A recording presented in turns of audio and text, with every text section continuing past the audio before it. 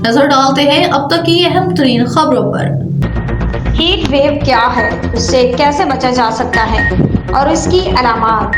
गुजरांवाला से मोहम्मद तैयब मेहर। मौसमियाती तब्दीलियों के असरात जहां दुनिया भर में देखे जा रहे हैं, वहीं पाकिस्तान भी उनके ज़ेरे असर है। यही वजह है कि रवां साल मार्च और अप्रैल जो मौसम के एतबार से मुतदिल महीने तस्वुर किए जाते हैं, गैर मामूली तौर पर गर्म रहे। जून के महीने का आगाज हो चुका है तो गर्मी की लहर में मजीद शिद्दत देखी जा रही है और गर्मी के सताए अवाम परेशान है कि आने वाले महीनों में सूरत-ए-हाल कितनी संगीन हो सकती है और हीट वेव का दौरान कितना शदीद होगा।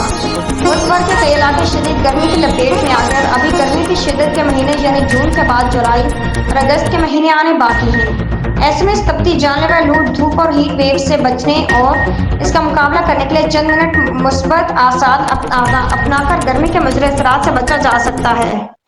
इस साल गर्मियों के मौसम के दौरान डिहाइड्रेशन, गुरुदगी, लू लगने और गर्मी के सबब हालत गैर होने से बचाने के लिए पहले ये जानना लाजमी कि ये हीट वेव आखिर है क्या और इंसान को ये कैसे मुतासिर करती है।